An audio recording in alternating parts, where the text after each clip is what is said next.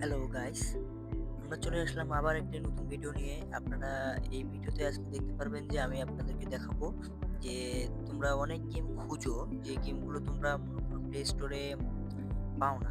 Play স্টোরে যেয়ে খুঁজো কিন্তু প্লে স্টোরে পাও না। কিন্তু প্লে স্টোর থেকে কিন্তু অনেক গেম আমাদের ডেভেলপ করে দিয়েছে, যেগুলো গেম তোমরা খেলতে পারো।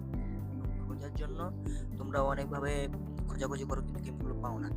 তো ওই প্রবলেমের জন্য আজকে আমি তোমাদের কাছে নিয়ে এসেছি যে কিভাবে তোমরা এই গেমগুলো তোমরা প্লে স্টোর থেকে নামাতে পারবে এবং গেমগুলো খেলতে পারবে।